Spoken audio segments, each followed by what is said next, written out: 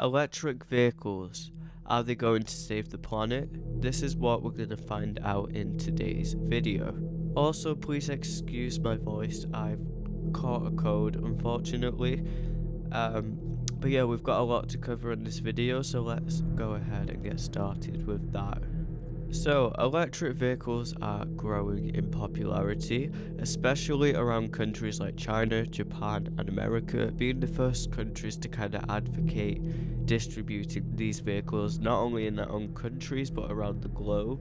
Personally, I'm from the UK, so I'm seeing, ever since last year, 2022, I'm seeing a lot more electric vehicles, and you can kind of tell that they're electric. Not only because some of them don't have exhaust pipes, but there'll be like a little green colour on the license plate. Anyway, sorry, this is just not even part of the script. But yeah, that is quite a nice thing to see, like walking around regardless. So in 2010, there was no reported electric vehicles, and by 2015, there were an average of over 1 million cars. And those numbers are growing year on year. So let's first discuss the different types of electric vehicles and the advantages they have on climate change. Then we will discuss the disadvantages. There's always disadvantages with everything, and perhaps things people might be misinformed about. So there are three kinds of electric vehicles, or at least three main types that have a battery added into their functionality. So the first one is, of course, battery electric vehicles, also known as BEVs, and they only use a battery as its main source to power the electric motor. So these don't have a tailpipe or an exhaust pipe, meaning that when you drive the car there will be no carbon emissions whatsoever. There's plug-in hybrid electric vehicles known as PEVs, I guess. So they have an electric motor but also a combustion engine like a traditional car. So these hybrids will have exhaust pipes and there will be some kind of combustion going on in a journey. And then finally we have hybrid electric vehicles, HEVs. This is, depending on who you ask, hybrid electric vehicles aren't actually classified as an electric vehicle because their battery systems are relatively small compared to the other two and require no plug into the electrical grid. They serve only to assist the internal combustion engine in obtaining better gasoline mileage. So basically, if you're going at a slower speed, the battery will take over the motor, saving on your fuel. But when you want to go at faster speeds, that's when the combustion engine is actually going to take over and speed your vehicle up. So it will help you save on money, basically, and a little bit of carbon emissions here and there. So, of course, you'll still need to fill it with gas like any other car, but it's still better than a traditional car. So with all those in mind, each car can help to save on fossil fuel emissions. Now, of course, 100% battery functioning cars is the best way to go, but they are the most expensive, and there isn't really an affordable battery market for vehicles yet, hence why they don't dominate the vehicle scene currently. But each vehicle can also help the consumer get the most out of their gas, and that will last longer than a traditional diesel or petrol unleaded vehicle. And they'll be cost efficient long term. So yeah, electric vehicles, they will cost a lot more than a traditional car at the moment, but the more that they make, the cheaper they will become in the future, but they will save you money in the long term. Great, so we can reduce carbon emissions, we can save money, and we can also use less gas on average in a year. But what else are electric cars good for? Well, in the long term, they can improve air quality as there's less carbon emissions produced from electric vehicles. Now, just to quickly point out, just because you have an electric vehicle, like 100% authentic electric vehicle, it doesn't mean that you are not producing carbon emissions. They are produced when you charge them with electricity, of course. It will give us cleaner streets, making living conditions better, especially for pedestrians and cyclists, and they also prevent noise pollution as electric vehicles are rather silent when being driven. Of course, you also get exclusive perks when you're out and about. Some places will give you catered parking spots, and they're usually free.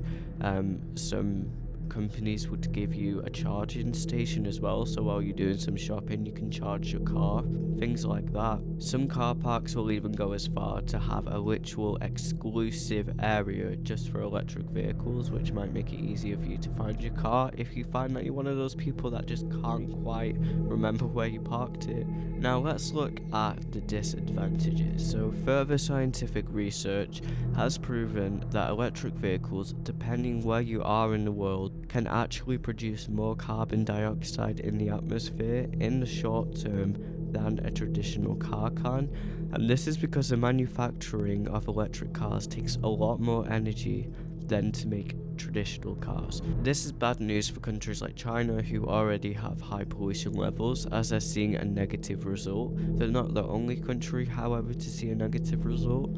This is happening because they have higher carbon intensity in their power grids, which is combustion of coals, natural oils, loads of other key indicators that make electricity. So using electricity in the first place to run a car manufacturing business, as well as using batteries to complete that, it's kind of like you're doubling the energy that you need in the beginning. So of course that's not going to help regardless. But to keep in mind, electric vehicles are more of like a long-term effect kind of thing. And some countries around the globe has seen a positive return on their electric vehicles, typically countries that are greener and less pollutive. So let's have a look at a graph representing this data. So as you can see from these 5 countries, we've got how many electric vehicles each country had in 2015 and how much carbon dioxide is produced per kilowatt in 2013. So China has the highest amount of energy being used, and that's no surprise because they're a highly pollutive country anyway. They are like one of the major leading fossil fuel companies out there as well, so that just already adds into the atmosphere. Along with that, China are advocating the electric vehicles as well, and places like Norway have seen a really great return. So in the long term, hopefully these countries will equal out and eventually everybody will see a positive return. So another negative, the batteries that are used for cars are lithium-ion batteries, and they're the general type used. They contain metals like cobalt, nickel, and manganese. These metals are toxic, contaminate water if they have been disposed of inappropriately. So the good news is we've got like supermarkets and stores that really promote recycling batteries. You can bring it into their store and recycle them, which is quite good because that means that we can reuse them in the future. You know, if the batteries are just getting disposed of inappropriately, it's going to affect ecosystems and water systems, which is not good. So imagine if electric vehicles become the dominant vehicle in the future. If we're then making billions of batteries in a year, how can we actually guarantee that there isn't going to be a really negative percentage of people inappropriately disposing of them? Because it happens in any industry. There is going to be a point where people start neglecting their responsibilities, so that might be a long-term issue with electric vehicles. Not to mention that recycling companies have been doing this already anyway. Another negative could be like the time of day that you actually charge up your vehicle. So in anybody's country, you're going to have transformers, electrical grids all around the country. So throughout the day and throughout the night, there's going to be different energy providers boosting out energy into the city. That goes to your homes, that goes to anything.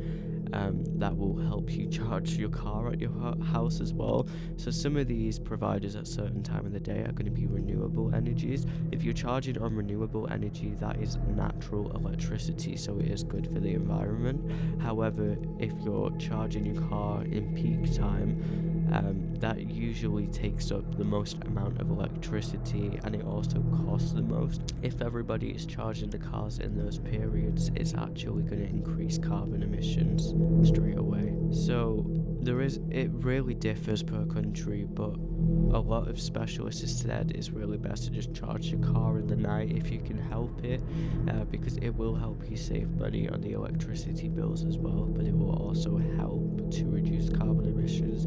It just really depends where you are globally. This is why like electric vehicles aren't really responding so well in certain places, and like not to mention some countries won't even have renewable energy running through the night anyway. So, and this is where I think a lot of misinformation comes from. Like a lot of companies will be like zero carbon emissions. Yeah, if you're driving, but it doesn't mean that if you buy an electric vehicle, you're literally have no carbon footprint whatsoever, you know. So just be aware of that. You are still causing carbon emissions. We are just like being on our phones, charging them at night time, having our lamps on, you know, but obviously it's not as excessive as charging a vehicle anyway. Weather can also affect carbon emissions, because electric vehicles don't really act as well in winter or colder climates, as you need to heat your car, which uses more energy in the battery, whereas traditional cars use the heat from the combusted engine, so it's not really any extra energy in a traditional car. It appears long term though that vehicles may be greener, but in short term we may see negative responses, as there are billions of diesel cars and not many electric cars. But realistically, it's not the volume of electric vehicles that is the issue, it's the energy itself. If you're charging a car with natural renewable energy, there's no harm, like I've said, and that will maximize your carbon losses in the atmosphere. So it's of equal importance that we actually consider what carbon emissions are going into electricity as well, because that is the main issue at the moment, not the vehicles. The way we generate our electricity in the first place is not helping electric vehicles maximize what they can be. Specifically in the UK where I'm from, at the moment around 40% of the energy is renewable, which is great. And the UK are also banning diesel cars by 2040 and hoping to be completely transport emission free by 2050.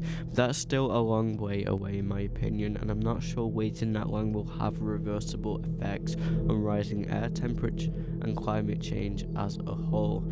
Now, I'm not saying that electric vehicles are bad. This is one of our best options so far in the travelling sector, but I feel certain regions need to be responsible and also focus on how their energy is made, because otherwise it contradicts their efforts to be greener.